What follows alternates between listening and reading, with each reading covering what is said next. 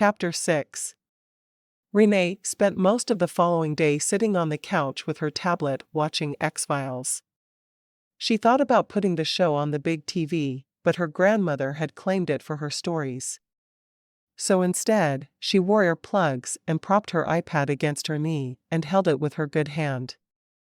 When it was time to take a break from show watching for lunch, her grandmother made them grilled cheese sandwiches and soup. It felt good to have something so comforting when she was so miserable.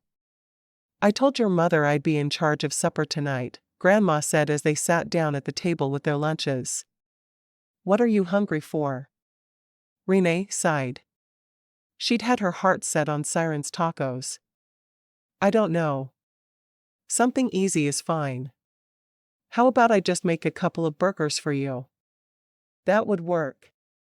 I probably have what we need. If not, I can run to the store during your nap." "Nap?" "Grandma, I don't always take a nap, you know. I'm not 3 any longer." Her grandmother smiled. "I'm well aware of your age. I was there when you were born, young lady. You'll take a nap today, because I can see you're in too much pain for Advil to hold you. You're taking another pain pill with your lunch." Renae wrinkled her nose, but nodded. "Yeah, I'll need one, I'm sure." She hated that she needed naps, but really, what else did she have to do? Watch more X-Files. She was starting to dream of aliens already. After her nap, Renae woke refreshed and ready to face the world, which was a good thing because Chad was coming over shortly. It felt strange to have him helping out with her care, but if he wanted to be with her anyway, it was working out well. Her grandma had the burgers staying warm in the oven when Chad got there. She also made baked beans and a potato salad. "Chad, you're in charge of putting everything together for supper unless you want to eat right this minute." Chad shook his head. "I'm perfectly capable. I could probably even cook for her if she didn't mind simple. The cooking isn't a problem. I just have a girls' night out with my friends tonight, and I can't stay a lot longer if I want to make supper for Harley first." Grandma was already reaching for her coat. "Have fun, and tell my grandma hi for me." "Oh, I will. We'll talk about colors for your wedding while we're at it." She winked at Chad and hurried out the door. Chad shook his head. "Our grandmothers aren't going to rest until we're married, are they?" She shrugged with her good arm. "It's doubtful. They love us, and they need us to be married to each other and have 5 children in 10 years. Then we can do whatever we want. Well, I'm glad they're really only planning our lives for the next 10 years." He took off his coat and hung it over the back of a chair, collapsing onto the couch beside her and kissing her softly. "How are you feeling today?" "Better. I'm always the worst the day after an injury, but I feel like I'm getting better already. I'm ready to throw the sling off and go snowmobiling." He shook his head. "I'm not sure I like the idea of you snowmobiling." "Or walking without assistance?" she asked, rolling her eyes. "I'm not going to hurt myself." He looked at her arm pointedly. "Really? Hey, there was ice." "There was ice. I know that." He looked down at the tablet she was holding. "Have you finished the first season yet?" "Not quite, but I'm sure I will within the next hour or two. I want Scully and Mulder to get married." He laughed. "Don't obsess over it." "But I'm a romantic. I'm supposed to obsess over it." He reached for the remote. "I'm going to pull up your Netflix, and we'll watch from where you are. What time do you want to eat?" She shrugged. 5 or 6. "When is your next pain pill due?" 6, but I'm just taking an Advil. I'll get another pain pill at bedtime. It's time to start weaning off of them. I always worry I'll grow too dependent." He frowned. "I'm not sure that's something you should be worried about already, but you can do what you want. I'm not about to force you to take a pain pill you don't want." He turned his attention to the episode in front of them. Oh, this is a good one. From what I can tell, they're all good ones. How did I never get addicted to this show? No idea. I'm just glad you have time to watch it for a while. He draped his arm over her shoulders, careful of her arm. He'd had a long, hard day, but he felt like he'd accomplished a lot. Someone had brought him a stallion he wanted trained to saddle, and he was going to start working with him the next day. The challenge would feel good. After supper, she was getting a bit stir-crazy. Can we go for a drive or something? I hate being cooped up. If you want, I can drive you out to see my horses. But you have to let me hold your arm to make sure you don't fall. He didn't want to think about what would happen if there was a repeat of the other night. She sighed. Are you ever going to let me walk without assistance? She asked. Maybe not in the snow. He grinned to soften his words, but he truly meant them. He didn't think she was safe walking around in the winter on her own. Well, you're going to have to get used to it. Unless you plan on driving me to work every day and then picking me up. He frowned. Maybe I could get you to use a walker. You would have something to catch yourself if you started to go down. Not happening. I'm clumsy, not geriatric. She got up and walked to her closet, pulling out a shawl. I can wear this instead of a coat, and then I'll still stay warm. I got this when I broke my arm a few years back. How did you break it? He asked, feeling very suspicious. There was a little girl and a semi-truck, and she was running in front of it, and I hurried and pushed her out of the way just in the nick of time. You fell on the ice, didn't you? Maybe we should compromise, and I should get grippy things for the bottom of all of my shoes. You're going to hold on to my arm all the way to the truck, right? She shrugged. If I have to, I will. You absolutely have to. Period. I'm not letting you break yourself again. Not under my watch. I'm sorry to hear the relationship is over, she said with a grin. And we were doing so well. He snorted. You know what? You're crazy and clumsy and beautiful. I can't even figure out what to do with you. Just be nice to me. I ask for nothing else. He sighed. I'll be nice to you. Do you need help putting that thing on? She nodded. There's a hole for my head, and you drape it over me. He slid the shawl over her head, kissing her softly as soon as her head emerged. I could get used to helping you dress this way. Just don't say it that way in front of my father. We don't want to give him another heart attack. Chad thought about what he'd said and grinned. Maybe you're right. He carefully held on to her arm as he opened the door. You know, you could wait with the death grip until I'm at least on the front porch. There's a step down. I'm not letting you risk your life. I've never died even once. Just broken and sprained and contused. Is contused a word? He asked, really not certain. I dunno. If it wasn't before, it is now. Chad helped her into the truck and fastened her seatbelt for her. How's that? As good as it's going to get until my arm is out of the sling. She leaned back and looked out the window, pleased to see the outside for a change. She loved being outdoors, as long as she wasn't falling, that was. As they drove, he told her about the new stallion he'd been hired to train. I'm really looking forward to the challenge. I didn't know you did jobs for hire. I guess I figured you got your own horses, broke them to saddle, and sold them. I don't know a whole lot about it. I do both. I prefer to find my own horses to train most of the time, but this one is special. I can take on clients or not. It'll be a bit more lucrative for me to take on clients. He turned onto the main highway heading north of town. I'm still in the reserves, too. That'll bring in a paycheck for a good long while. That's one weekend a month, she asked, not liking the idea of him still being in the military, but she understood. He was starting a new business, and the extra money would come in handy.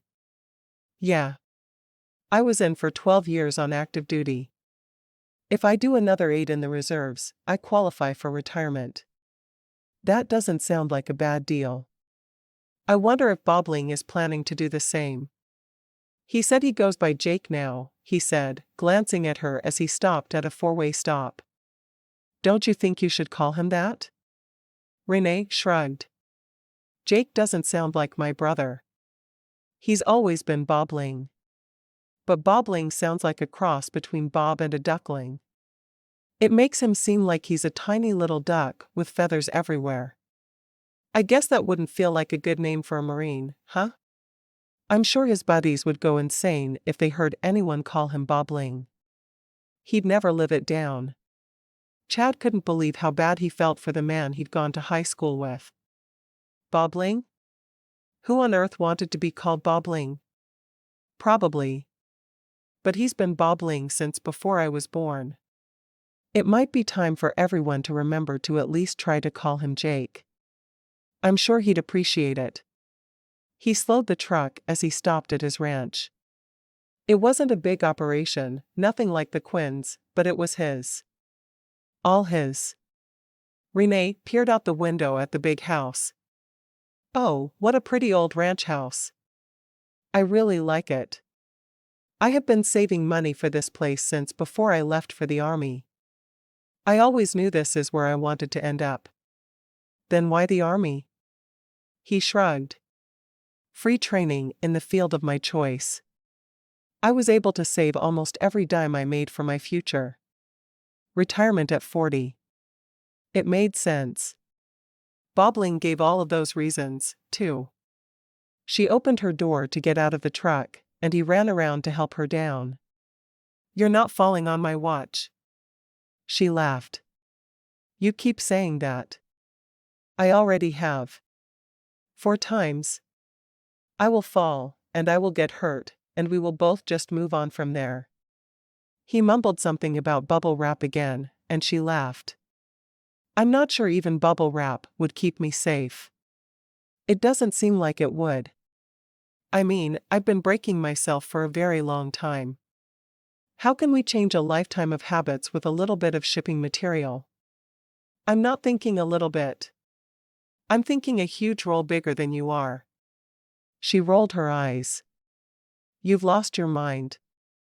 I'm not running around wearing bubble wrap. People laugh at me enough as is. But you'd be so much safer. Take it up with Brooke.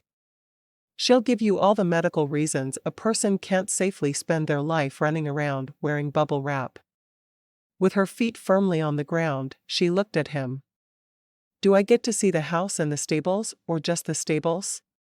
He frowned. If you can deal with the mess in my house, then you can see it. It's probably not in great shape at the moment.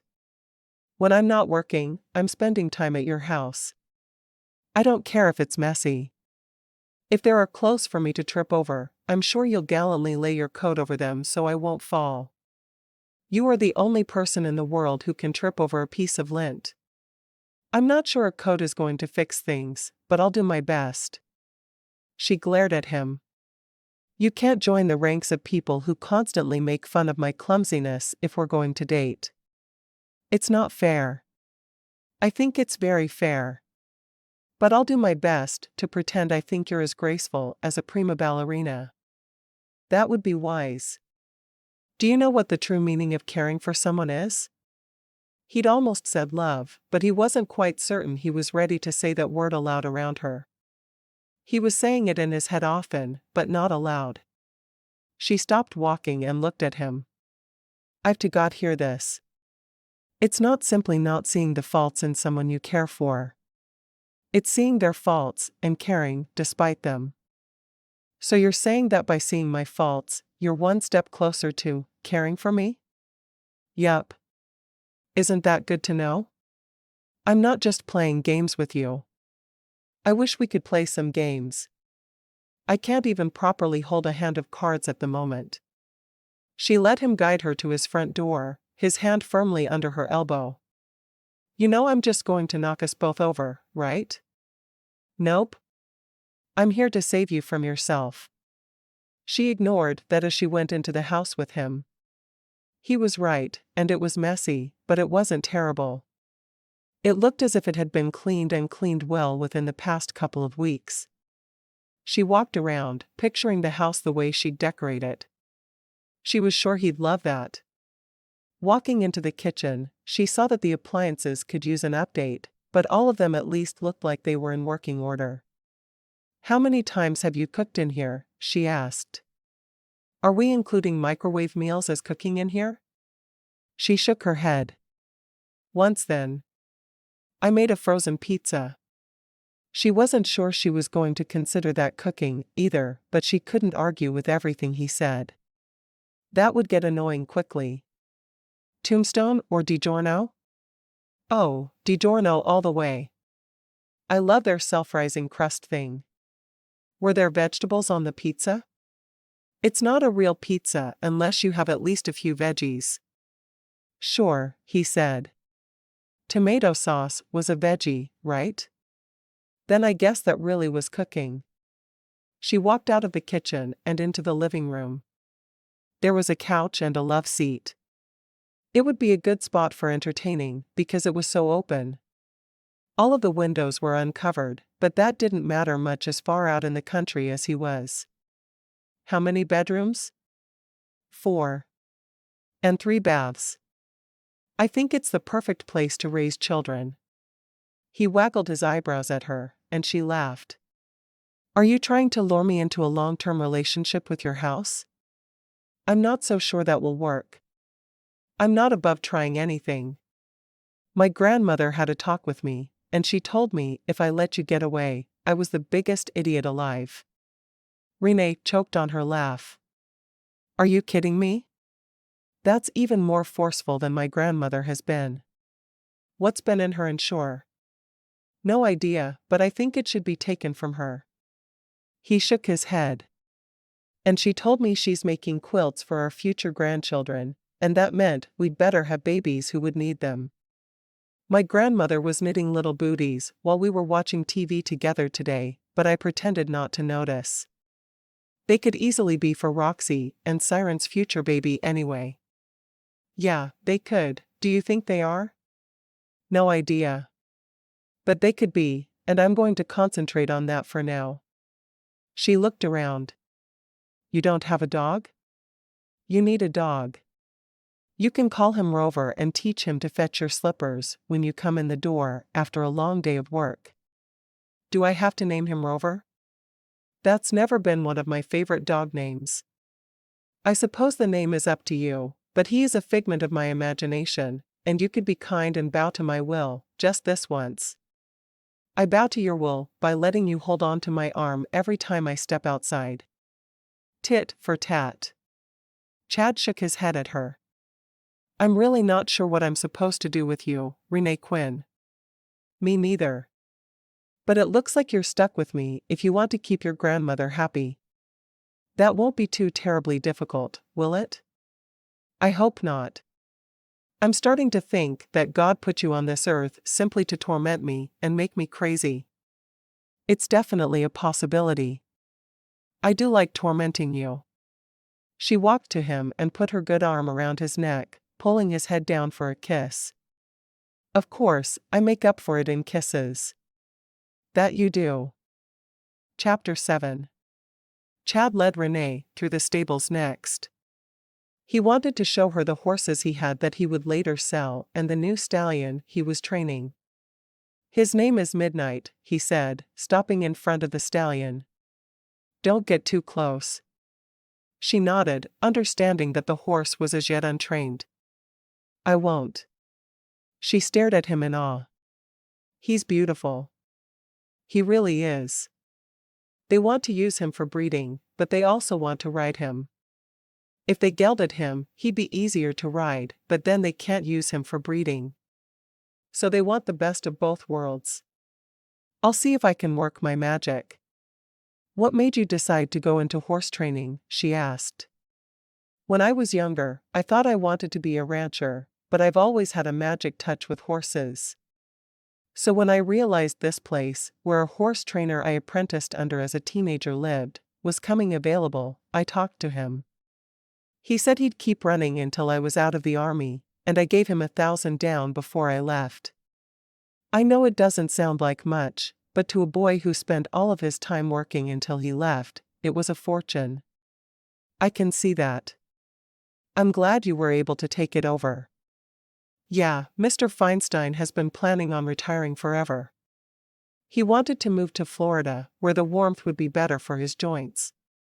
I was going to do another tour, but he wasn't willing to wait anymore, so I came home. She looked at the stable, seeing where some repairs were needed.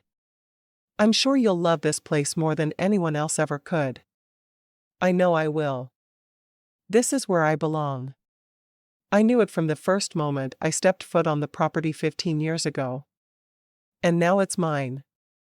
Well, mine and the bank's, but a good chunk of it is mine. All the other guys in my unit would spend their money on drinking and gambling. Not me. I stayed in and read books on horse training. I knew what I wanted from a young age, and I've worked toward nothing else. I'm glad you came back. She stepped closer to him. When I was a teenager, I would daydream about what it would be like to be your girl. What it would be like to kiss you. She grinned, her head tilted to one side. My imagination is nothing like reality. He laughed. So is the real thing better or worse? He slipped one arm around her waist, always mindful of her injury. Oh, so much better. I'm glad I'm your girl. Me too. It's strange how quickly it happened. I knew I was going to want to think about settling down when I got home, and I had this flash of a young girl in pigtails, and I couldn't figure out what my problem was. You were that young girl, though. She grinned. I wore pigtails a lot when I went to your house. I remember having overnights with Sam and thinking about you sleeping in the next room, and my heart would flutter faster. Did Sam know? She shook her head adamantly. Never. She would have laughed at me. I asked about you once, and she said that you were just her big dopey brother. So I knew I couldn't really say anything. She knew I thought you were cute, but not that there was a crush to go with it. Well, I'm glad you kept it to yourself. She'd have tried pushing us together as soon as I got home otherwise. He leaned down and kissed her softly. I'd better get you home. Your sister is going to get there and think I kidnapped you. Nah. Riley's a lot more down to earth than that. She yawned. I do think it's time for another pain pill, though. He led her to the entrance of the stable, watching her feet as she walked. He wished he understood where her falling came from. When they were outside, his hand went to her elbow, and he gently guided her. He was so worried she'd fall, and he'd have to explain to her family not only why he had her out when she was injured, but why he kept letting her get hurt. Once she was in the truck, he hurried around to drive her back. So what do you think of my place? He asked. I think it suits you. It'll be a good place to raise horses and kids. Does it suit you? She smiled, looking over at him. It could. A few changes would need to be made. You know the old saying. It needs a woman's touch. He laughed. I haven't given any thought to decorating the thing. I bought it already furnished, and I was happy with that. I guess it's time to think about what to put on the walls and how to cover the windows. Probably. But when you marry, that will be your wife's job. Does that mean you're applying? She sighed. I've told you to work on your proposal skills. I can never accept something like that. You're not even down on one knee. He sighed. I will think on it. I can't believe you're going to make it hard for me, though. I did take you to the doctor when you were hurt. And I babysit you every night so your sisters don't have to. Yeah. You're practically a saint. Now it's time to start thinking about how you're going to ask me to marry you. Or whoever you decide to ask. No one is going to be content with you getting down on one knee and saying, let's get hitched, though. No self-respecting woman would put up with that nonsense. Fine. I'll think about it. Give me a little time. We've only been dating a few days. I realize that. I'm not the one who keeps hinting at marriage with crappy proposals. He sighed. He really did have to up his game if he was going to get Renae Quinn for a bride. She was too good for him anyway. By the time they got to her place, Riley was there waiting for them. He helped Renae into the house and kissed her cheek goodnight. I'll see you tomorrow afternoon. She nodded, already eyeing her pain pills. See you then. As soon as the door was closed, she looked at Riley. Help me get my shawl off, and then I need something small to eat so I can have my pain pills. Maybe some crunch berries. Grandma got some when she went to the store today, because she remembered it was my favorite cereal as a kid. Grandma's awesome, Riley said, already helping her get the shawl off. Sit and I'll fix you some cereal. Milk, right? Yeah. I'm not 6 anymore. I eat my sugar-filled cereal in a bowl with milk instead of with my hand in the box. Good girl. Riley got her the cereal and did a quick cleanup around the house while she ate it. I want to make sure you're happy with how the house looks when you finally feel better. When do you see Brooke again? Tuesday. And hopefully she'll take off the sling and tell me I'm good to zone again. Riley looked down at her sister's wrist. I brought you some crystals for it, if you want to carry them. That'd be great. Thank you. Renae wasn't sure she believed the crystals helped, but she was game. If it would help her wrist heal, she was all for it. Oh, and Mom sent one of her fast healing products. You know that one she gave Dad after his stent, and she said it was almost miraculous how quickly he healed? Yeah, I'll take it. You know me. I'll try anything once. Riley brought her a glass of milk and her bottle of pain pills. 1 or 2? Let's do 2. I want to sleep like a baby. Sounds good. The next day was Friday, and it was much the same as Wednesday and Thursday. She sat around watching X-Files, and people were in and out taking care of her and feeding her. The big difference was that Siren brought her tacos and sopapillas, and Chad got to try the Tex-Mex treats for the first time. He took one bite of the taco, and his eyes widened. I was stationed in Texas, and these taste just like I had there. Yeah, Siren was a lawyer in Texas, and he came back here to run a taco truck. He makes everything like he would have gotten it in Texas, and we are grateful to have him. She unwrapped her taco with one hand, thinking about asking Chad for help, but he was so busy eating his own tacos, she wasn't sure how much help he'd be willing to give. When they'd finished, she leaned back with a sigh. Wait, aren't there sopapillas in there? Chad dug in the bag and came out with something wrapped in foil. I think this is them. Do I have to share? Yes, you have to share. You can go to his truck and get them any time you want, but these he brought for me because I broke myself. So you're sharing, or you're not getting any. Chad sighed. I'm going to have to fight you for food, aren't I? If you want some, you will. Who do you think I am? Some supermodel who eats a bowl of lettuce every 3rd day. I guarantee I'm not. I eat food when I'm hungry, and that's that. Fine. I wouldn't want a supermodel anyway. She'd always be looking at other men and thinking about her glorious career. Nah, I'll stick with my girl who zones people's feet for a living. He leaned forward. Does it ever creep you out having to touch feet all day? She laughed.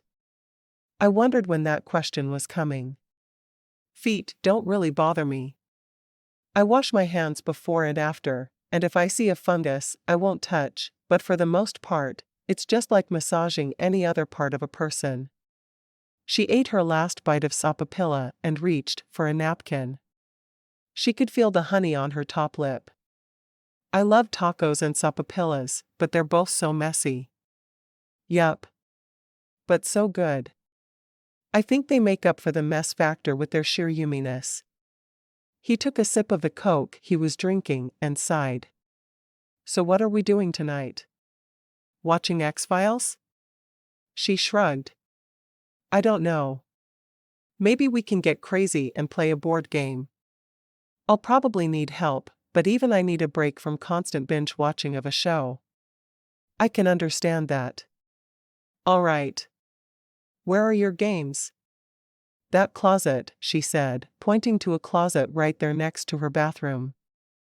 I think it's supposed to be a linen closet, but I use it for games instead. He walked to the closet and dug through the games. Monopoly? Life? Uno? No, I don't think you could hold the cards. Yahtzee? Let's play Yahtzee. I haven't played that in forever, and it was always one of my favorites. He brought the game to the table and took the lid off. Renae reached in to get them each a pad of paper and a pencil. As he watched, he frowned. Are you as competitive with Yahtzee as you were making snow sculptures? She blinked at him a couple of times. Of course. Who wouldn't be? He sighed. I don't come from a very competitive family. We just played board games for fun, not for bragging rights. Well, then you did it wrong. That's not my fault, is it? He grinned, reaching for the cup and the dice. You're going down. Keep dreaming. I can beat you with one arm tied to my chest. He laughed. I'm not sure it's possible for you to beat me any other way at the moment. You will be beaten, though. She took the cup and rolled. She'd always preferred to go first. She felt like it intimidated her opponents and gave her a distinct advantage.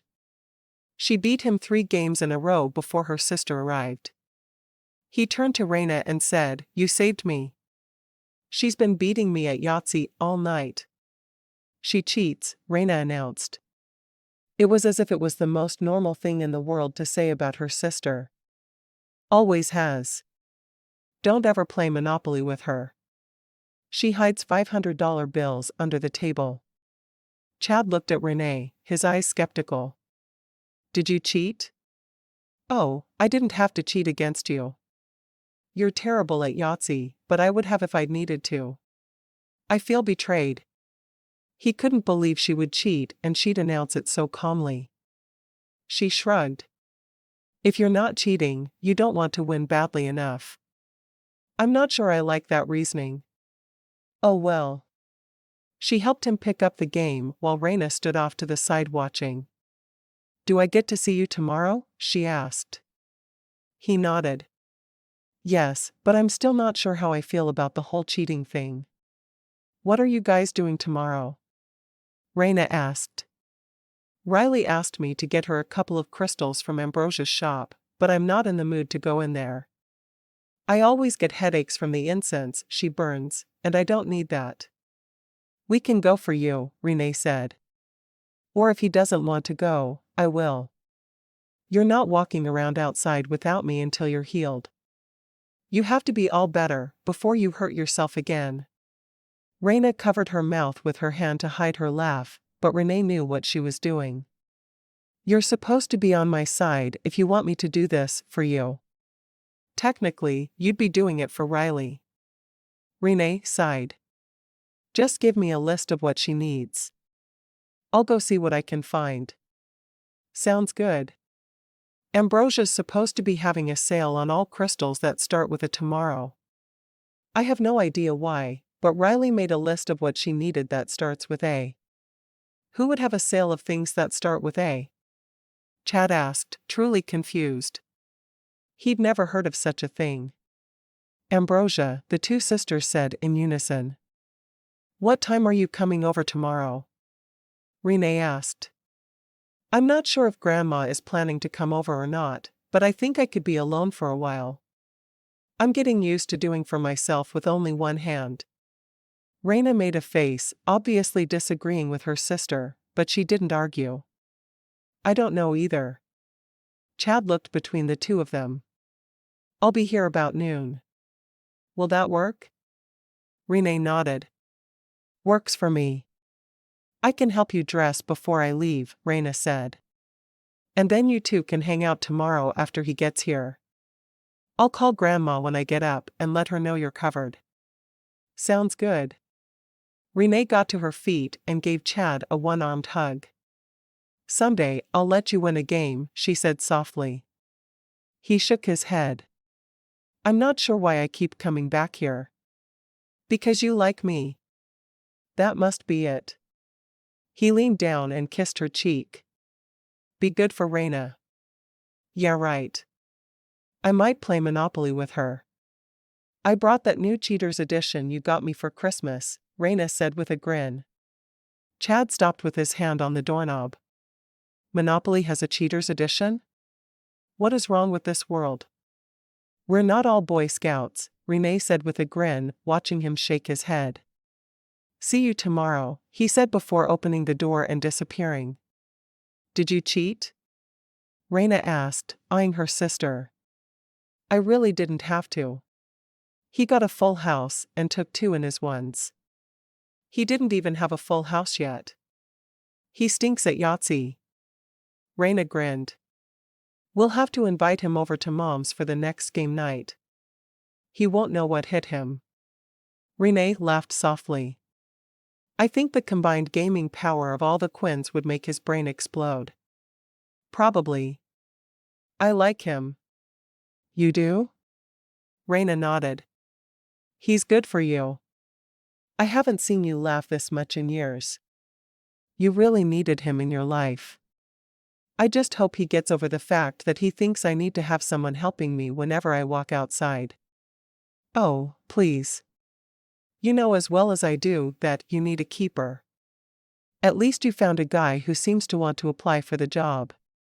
I think I really did. Renae stared at the closed door for a minute before getting up. I need a shower tonight if you can help me. And then I want pain pills and bed. Sleep is calling my name. Did you nap today? Renae asked. Nope.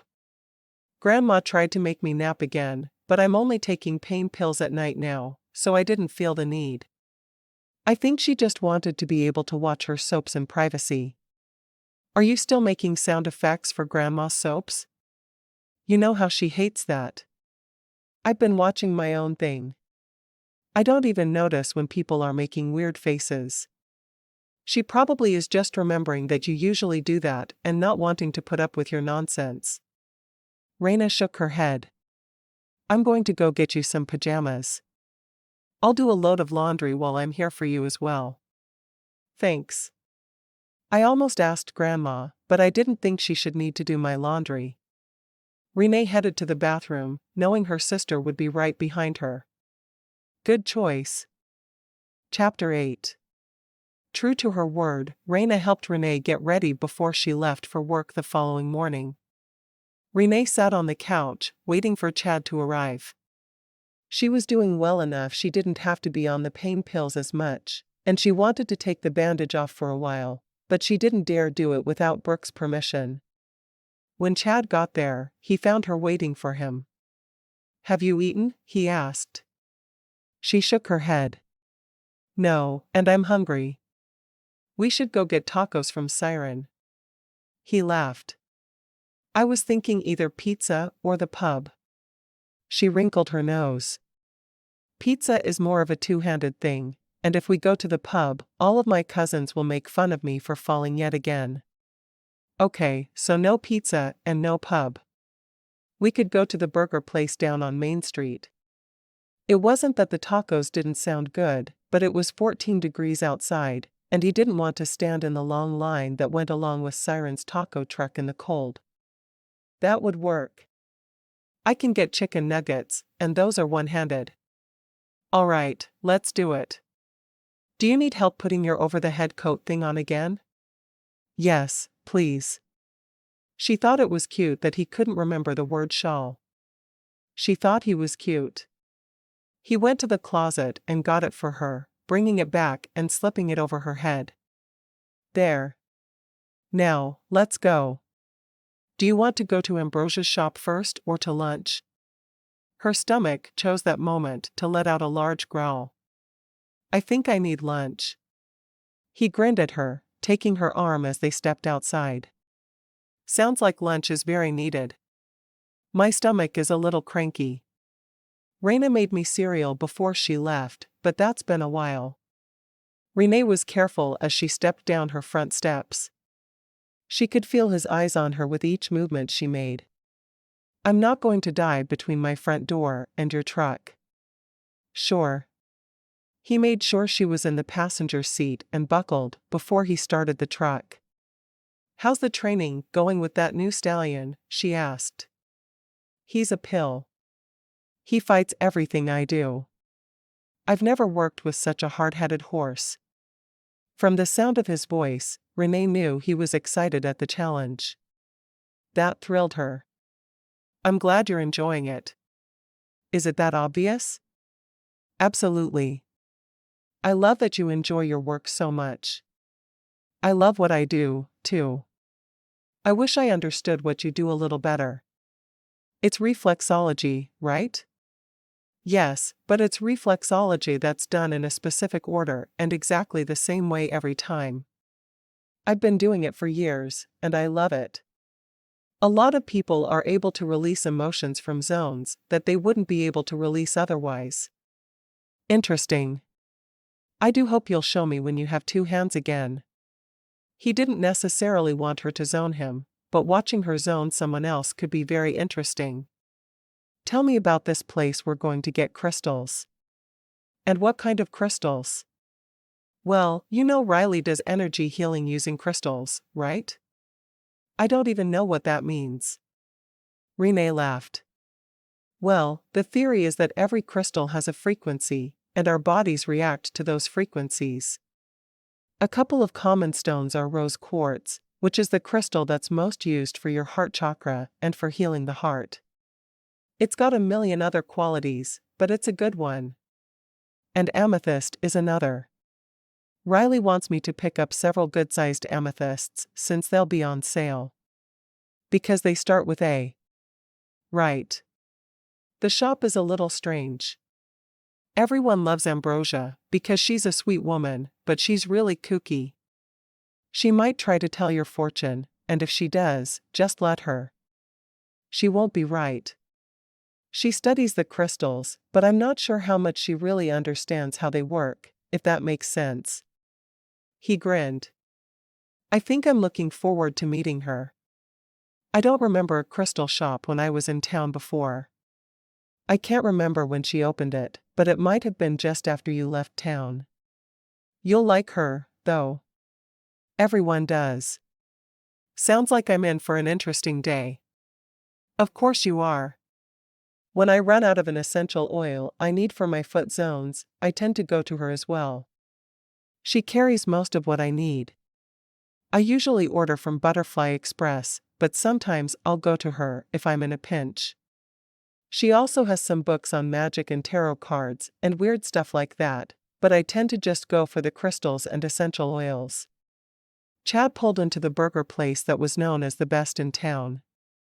It was hopping as usual, and he eyed the parking lot. It looks slick. Don't try to get out until I come around. She sighed, wondering if he was always going to treat her as if she was about to fall down, or if it would just last until her arm was out of the sling. I'll wait. With his hand on her elbow, they went into the burger barn, and he took her to a table in the corner. The floor is slick, so you need to wait here while I order for both of us. She managed to not roll her eyes at his edict. I want tater tots and chicken nuggets. Sweet and sour sauce. Oh, and one of their shakes. I think I want the raspberry cheesecake today. He nodded, heading toward the counter. He'd been thinking all week about the best way to propose to her. He knew it was quick, but when you knew you wanted to spend forever with someone, he didn't see a reason to wait. He returned to the table 10 minutes later with their food on a tray. I hope you're hungry, because this looks like a lot of food. Starving, so give it to me. She grinned up at him, loving their easy camaraderie. He got napkins and straws and returned to the table. Do you need ketchup or fry sauce? Ketchup. I'm not a big fan of fry sauce. He got fry sauce for himself and ketchup for her. He didn't understand how someone born and raised in Idaho wouldn't be a fan of fry sauce, but he decided not to hold it against her. When he returned, she took the ketchup from him and dipped a tater tot. Thanks. You're welcome. He took a big bite of his burger. So what are we doing after we go to this rock shop? And no, I'm not playing Monopoly with you. Not after what your sister said. She shrugged. Why don't we go see a movie? I have been cooped up in my house all week, and I need a change of scenery. I'm sure something good has to be playing. Have you seen the new Grinch movie yet? It's supposed to be good. Nope. I haven't been to the movies in a couple of months. I usually have a date to go with at least one of my sisters every weekend, but with Christmas, we've neglected each other. And now that Roxanne has Siren, she's not as up for fun stuff as she used to be. It's going to be even worse once the baby is born, he said. How excited are they? She seems absolutely ecstatic. When I talked to Siren the other night, he said they were still in shock. Did they want kids right away? I'm not sure about right away, but I know they wanted kids. And Roxy is the oldest of us. I'm sure her clock is ticking and all that jazz. Where do you come into the order? He asked. Well, Bobbling's the oldest. Oh, forgive me, Jake is the oldest. And then Roxy, then me, then Renae, and Riley is the baby. But you're all pretty close in age, right? Yeah, we're just a couple years apart. We girls have always been really close, and I think Roxy and Bobbling were close before he joined the army. She sure talks about him more than the rest of us do. Well, that makes sense with them being so close in age. And I know you and Sam are the only siblings in your house. There was a brother between us, but he died of SIDS. Renae looked at him with surprise. Really? Sam never mentioned that. Well, it happened before she was born. I don't have real memories of him, but I remember Mom and Dad talking about it. I'm sorry. As I said, I don't remember him. I just know that he would have been between us in age. If that makes any sense at all. Of course it does. I can't imagine knowing that I would have had another sibling, but they died. What was his name? Aaron. I always kind of wanted to name a kid Aaron so his name would at least live on. She nodded. I think that's a really good idea. Aaron is a good, strong name. So you'll marry me and name our firstborn son Aaron? She shook her head. Not good enough. Maybe you and Sam should get together, and she could help you figure out the right way to propose. He groaned. You want some kind of grand gesture, don't you? Like you want me to stand up in front of hundreds of people and do some sort of street dance and serenade you. She laughed. Not at all. I just don't want it to be some offhand comment. You can come up with a nice, planned proposal. It won't kill you. It might.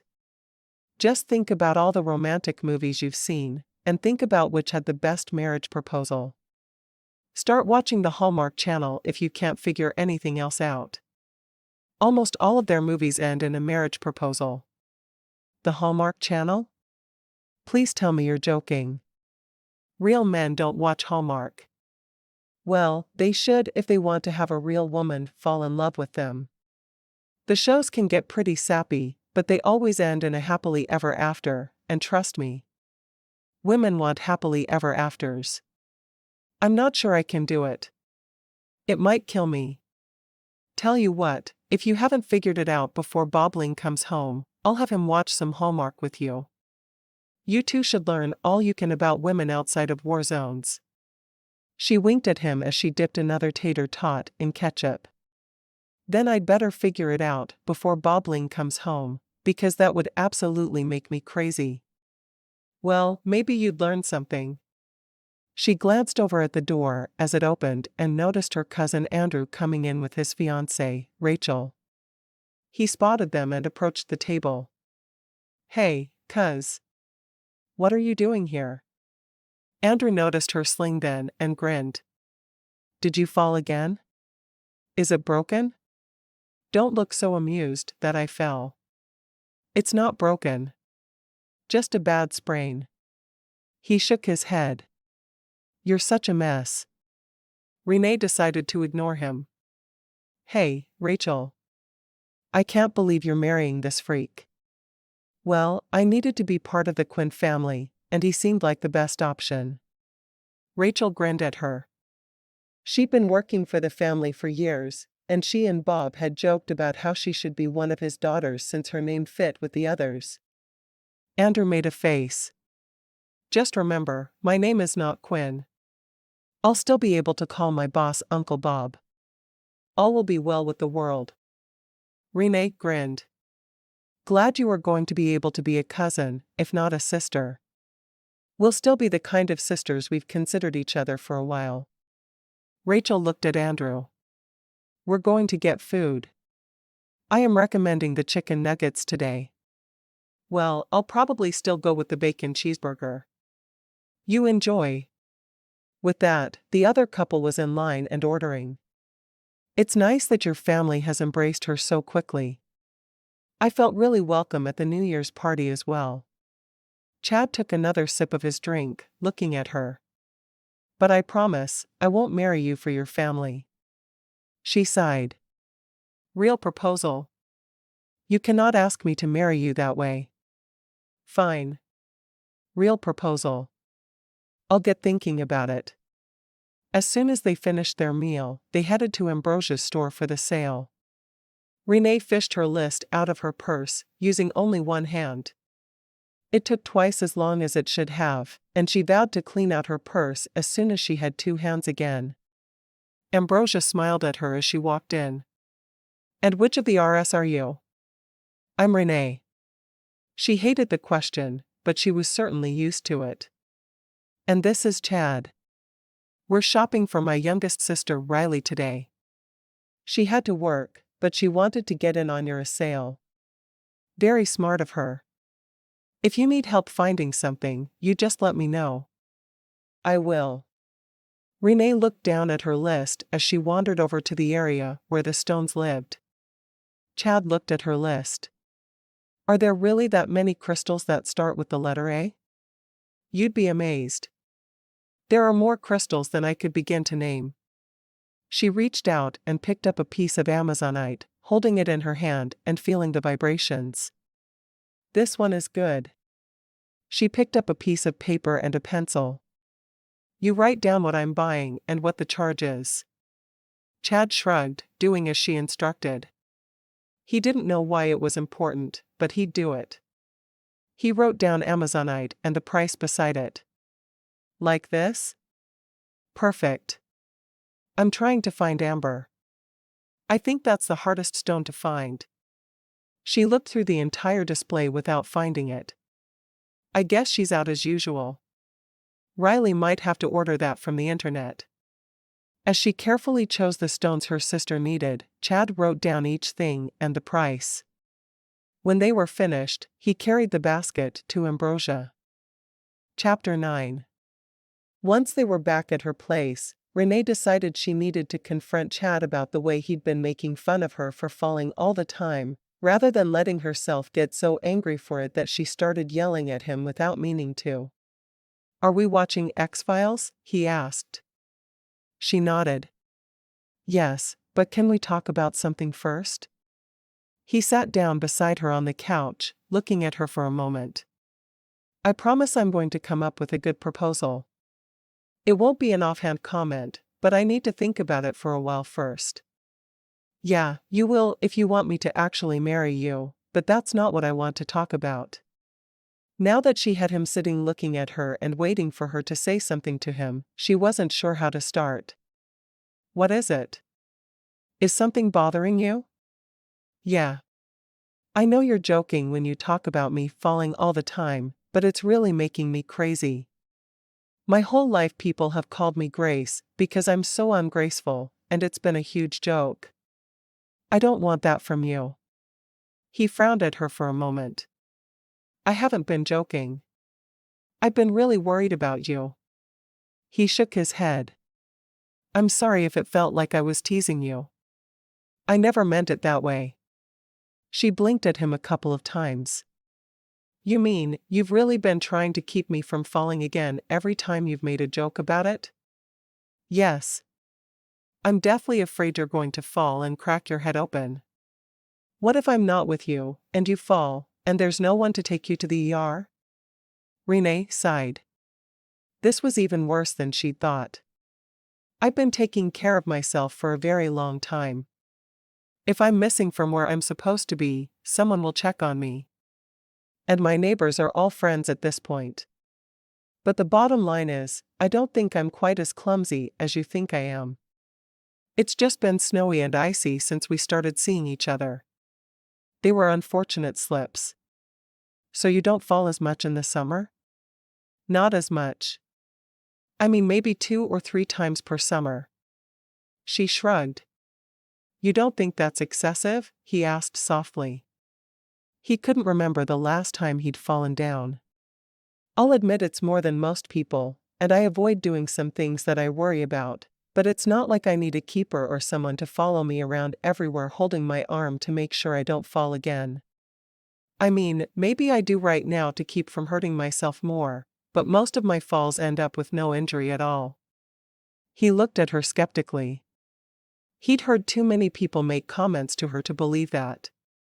How often do you end up with an injury that you need to go to the doctor for? Maybe once a year? He swallowed hard. That was too often in his eyes. So, if you're pregnant and you fall. When I'm pregnant, you can follow me around like a lost puppy dog. But for now, I'm healthy, and my bones heal quickly. No need to be freaked out over it. I guess I'll have to live with that. She shook her head at him. It really bothers you that much? Never in her life had anyone tried to keep her safe from falling all the time. They simply made fun of her about it. Do you know it's one of the biggest jokes among my siblings, how often I fall? I didn't. I'm sorry you felt like I was making fun of you. I really wasn't. I can see that now. I really do appreciate the concern, but it's going to make me crazy if I'm dating a man who is so worried about me falling. He can't let me walk 3 feet in front of him. I'm not. He'd started to say he wasn't that bad, but he knew he was. I'm going to do my best not to be so paranoid about it. If I see you falling, can I catch your good arm? To keep you from going down? Of course. I'm not saying that you can't ever be concerned, but it's too much right now. I'm glad you told me it was bothering you. I can't wrap bubble wrap around you or pad your entire world, but I can be cognizant of how I react to it. She leaned back and smiled. Sounds good to me. Want to play Monopoly? He sighed. I'm not going to play Monopoly with you. I've heard too many stories. Maybe something you can't cheat at. Isn't there a Monopoly app you can play? Sure, but then I can't steal from the bank when you're not looking. He shook his head. Why would you even be thinking about cheating when you don't know if you'll be winning anyway? Hey, it's who I am. Love me or don't. There was no question about that. He did. Asterisk. After Chad left that evening, Roxanne came over for an hour or two to make sure Renae was being taken care of properly by their younger sisters. Siren sent tacos, she said, walking in the door and dangling a bag in front of Renae's face. Siren is my hero. I think I'm in love with him. You won't mind if I kiss him, will you? Hands off. Roxanne shook her head. You only love him for his tacos. I love him for his tacos and everything else, too. Renae wrinkled her nose and grabbed the bag. Tacos. Roxanne sat down across from her sister at the table. I worry about you and your love for tacos. And you don't make Siren fix you tacos 5 nights a week? Because that's what he said. It's more like lunch every day and 5 nights a week. Baby wants tacos a lot. Roxanne patted her belly with a grin. You mean Roxanne wants tacos, and you're using baby as an excuse? That might have something to do with it, too. Roxanne grinned at her. How's the arm? Is everything you need being taken care of? Yeah. I'm going back to Brooke on Tuesday, and I'm hoping she frees me from this sling, and I can live my life normally. Renae sighed. I probably will need at least one more week off work. I need the strength in my hands to zone properly. You'll be back to it before you know what's happening. Which is good. I'm ready for a zone. How are you feeling? Morning sickness? Pretty much all-day sickness. Tacos are the only things that help. Renae rolled her eyes. You just keep telling yourself that. Who's coming to stay with you tonight? I think it's Raina's turn. I'm losing track. Is your laundry caught up? Do you need me to do anything for you while I'm here? Not really. Mom brought lasagna one night, which was really nice. Mostly, it's just been me and Chad hanging out. That's the other thing I wanted to ask about. How serious are you two? I'm not sure. I mean, he's here a lot, and he keeps dropping hints about marriage, but he hasn't actually asked me. We're spending a lot of time together. Though, and his kisses are absolutely amazing. Roxy grinned. Amazing kisses sound promising. I promise the whole world will know it if we go beyond just hanging out. How do you feel about him? I'm head over heels in love with him. I'd think that would be written all over my face. Roxanne got to her feet. That's all I needed to know. You were really here for the gossip, weren't you? Did you expect something else? Renae shook her head, laughing. Now are you expected to go call Mom and let her know what you found out? Of course. Do you think I came here on a fact-finding mission on my own? She called me a couple of hours ago and told me I'd better get over here for some sisterly talks. Sounds like Mom. Roxy headed for the door. Do you need me to stay until Riley or Raina comes? I don't mind, but I sure would like to spend my Saturday night at home with my sweetie. Go. I've got it. I've been spending some hours alone now. After Roxanne had left, Renae couldn't help but think about her family and how badly they wanted her to be married. She didn't know why, but it seemed like there was now a concerted effort to marry all of the grandkids off. All of the cousins were dropping like flies, engaged here and married there. And now Roxanne was even pregnant. It seemed like it had something to do with Grandma Gertie, but it was hard to tell. Grandma liked to be in charge of things and make sure all of the family was happy, her version of happy, and not theirs. Oh well, she couldn't complain, because Chad did truly make her happy. He was a good man. When she wasn't with him, she was thinking about him. The door opened, and Riley came in. Hey, you're alone. Yeah, Chad left a little while ago, and then Roxy came over. I couldn't remember if you or Raina were on duty tonight. Riley smiled. Just me. Are you hungry? Roxy brought me tacos. Any left? Nope. I ate every crumb. Riley sighed. I need to get hurt or sick so Siren will bring me tacos. I wouldn't recommend it. Are you ready for bed? Anything you need me to do? I'd like a shower, and then I'm ready for bed. This has been my biggest day in a while. I got you some crystals, but ambrosia was out of amber. I got everything else on your list. I even got me a piece of amethyst, Renae said, nodding to the rock sitting on her entertainment center. Ambrosia wanted to heal me, and I wouldn't let her. I think I hurt her feelings. You may have. But she doesn't know what she's doing with healing, so I'm glad you stayed away from her. Me too. Riley yawned.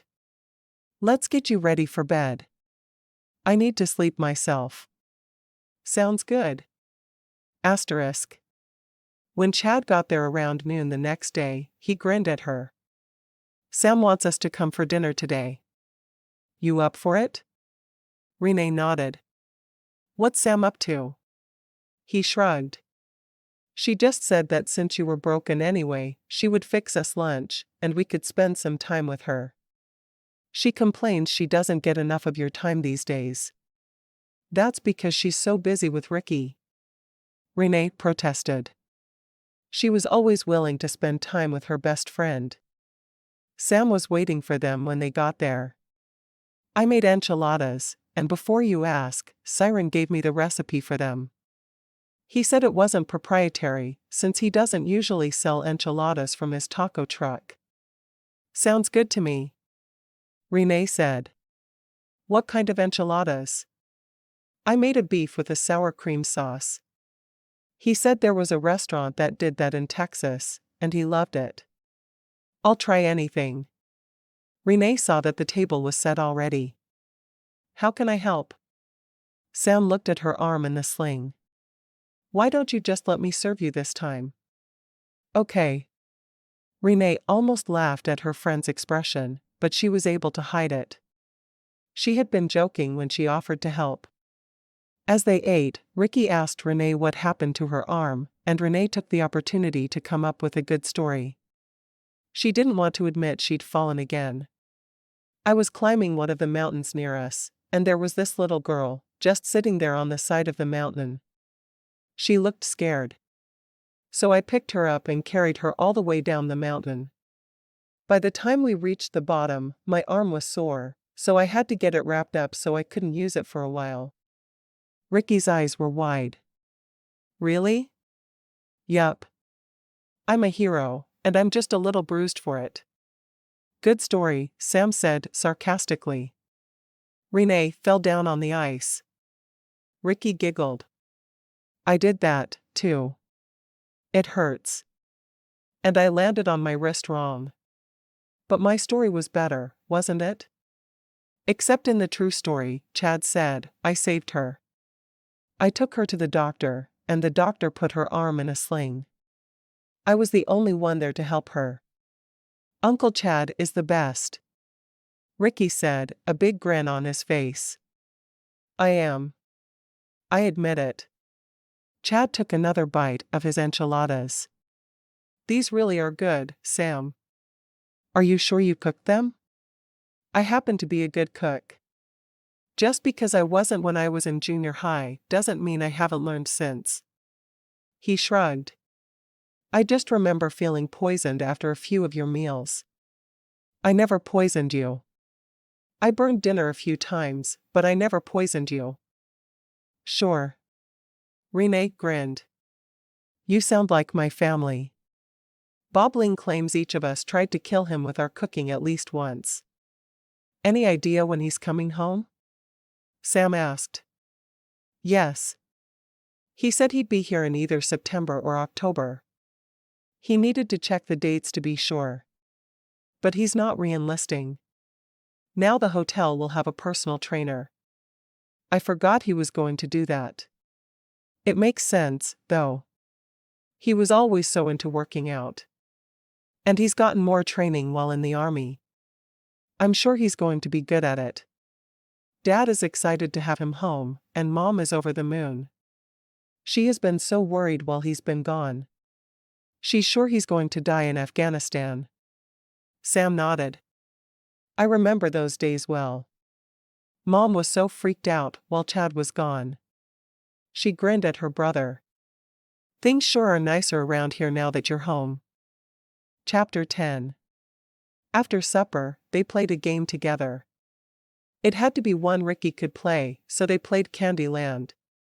Even Renae couldn't cheat a 3-year-old, so the game was played fair and square. When Chad won the game, Renae leaned over and whispered, "You've beaten me once. It will never happen again." He let out a bark of laughter, and Ricky started giggling, too, having no idea why he was laughing, but he wanted to be part of things. Ricky was put to bed, and the three adults sat around talking for a short while. "When is Joe coming back?" Renae asked. Sam hid a yawn behind her hand. "He left the day after Christmas for a 2-week run, so should be back Wednesday. I'm ready to see him." "Is there no way he can drive short hauls?" Renae couldn't imagine Chad being gone as often or as long as Joe seemed to be. "He could, but he makes half the money that way. We need him to work more if we're going to do in vitro in a few months." Sam sighed. "I hate that we can't conceive naturally, but I really don't want poor Ricky to be an only child. Where would I be if Chad hadn't tormented me every day of my life?" "Tormented you? What about you two and your constant sleepovers where you'd giggle all night long?" Chad shook his head. "Us? Giggle?"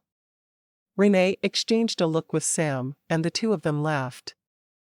"We were the worst," Sam said. "What were you two talking about all night every time you did that?" "Boys," the two of them said in chorus.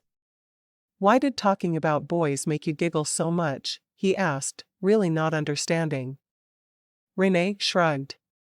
"No idea, but it seems to be what you're supposed to do when you're 12 and 13. All of my other friends talked about boys and giggled, too."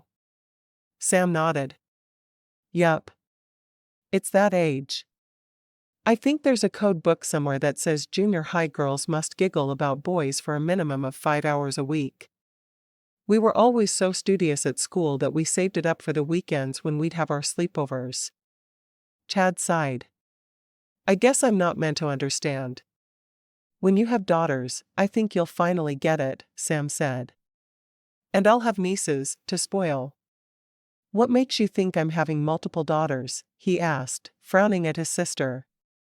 "Well, the way I see it is you're going to marry Renae, so the two of us can be sisters for real, and then you have to have 5 children because she's a Quinn.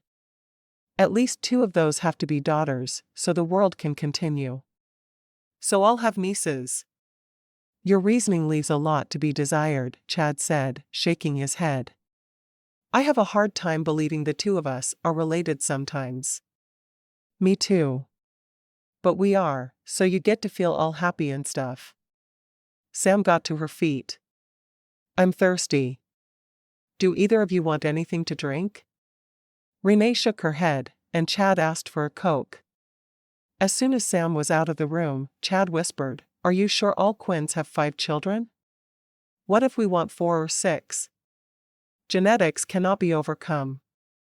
There will be 5. It's how life works." Sam came back into the room then with his Coke and a glass of water for herself. "I'm off caffeine as I do the drugs leading up to the IVF. I feel like some sort of alien has overtaken my body. My moods are out of control, and my stomach feels like someone has pitched a knife through it." Renae frowned. "But it's worth it to have another child?" "I think so. At the moment it is. I haven't gone through the egg extraction process yet, and I'm told that's the worst of it." "Do you want me there that day?" Renae asked automatically. "I do. I'll need someone to drive me home, and Joe will probably be gone. His little swimmers will be on ice." "Nice," Renae said with a grin. Chad shook his head. "You two are something else. Hey, best friends are best friends. In kindergarten, junior high, or as adults." Sam stuck her tongue out at her brother. "I'll call you when we set the date for the procedure," she told Renae. "Then you can make sure you're off work." "Yeah, just let me know as soon as you do. Shouldn't be a problem to change my schedule even if I'm supposed to work that day. That's what I like about having my daddy as a boss." Chad took a sip of his Coke, looking at the two women there. He couldn't believe they were still so close. "Didn't you two ever fight?" "Nothing that lasted," Renae said. "There was a boy that Sam had a crush on who asked me to a dance, and she got mad at me, but then she found out when I turned him down. I suggested he ask her. That was the longest 10 minutes of my life." Sam smiled. "I remember that. Who was it? Larry Jordan, maybe? Yup. And you cried and cried when he finally asked you after asking me, and you told him he was a no-good loser, and neither of us went to that dance. You never went to any dances, Sam said. I always wanted to double date, but you always stayed home studying. Because back then I was sure I wanted to be a doctor, and I was trying to get into the best college possible so I could go to med school. Renae laughed. Could you see me as a doctor? I'll take you doing what you do now any day, Sam said with a grin. You need to zone me as soon as your wrists work again. Hopefully that will be soon. I'm sick of everyone taking care of me all the time. I'm ready to be able to take care of myself again. I can understand that. I hate it when I feel like an invalid. I'll be here when you're ready to have that new baby. Renae knew Sam knew she'd always be there, but sometimes she liked to reiterate it. Just like you were last time, Sam said. You and Mom kept me going. When will they be back? Renae asked. They'll be in Florida until the end of March. They want to do the whole snowbird thing until then. Mom says the snow is too much now, and it's our job to deal with it. Chad got to his feet. On that note, we're going to leave. I need to get Renae home before Renae shows up to babysit her tonight. I'm ready to be done with the babysitters. It's time, you know. Renae stood up as well. Thank you so much for having us over for supper. I'm sick of only having my sisters to talk to. I understand. I'm going to try to come into town for lunch on Wednesday. If you're not up to driving, let me know, and I'll pick you up at your place. Sounds good to me. Renae hugged her friend with her one good arm. See you then. Once they were in his truck, headed to town, Renae frowned at the clock. We didn't have to leave this early. Renae won't be there for another couple of hours, and it's only 10 minutes into town. There's somewhere I want to stop first. Chad wasn't about to tell her anything else. He'd worked too hard to plan this to her specifications. Where? He ignored her question, instead turning the radio up. I love this song, don't you? She realized she wasn't going to get any information from him, and she stared out the window instead of trying. If he was going to be difficult, then she wasn't even going to talk to him. He took a drive up through the canyon that led into town, finally pulling off to the side of the road. He got out of the truck and walked around to her, opening her door. He held his hand out to her and led her to an overlook. It showed them all of Quinn Valley right below. I haven't been up here in ages, she said softly, looking out over the area. I see Grandma's house. She pointed in the direction of her grandparents' ranch, seeing the lights on from their house. It was obviously theirs, because there was one lone light set apart from the others. He nodded, looking at it. And your house is over there somewhere, he said, pointing in the general area of town. She was part of a huge clump of lights. And my ranch is over that way. He couldn't exactly make out his on its own, but he pointed to the right vicinity. I need to come up here more.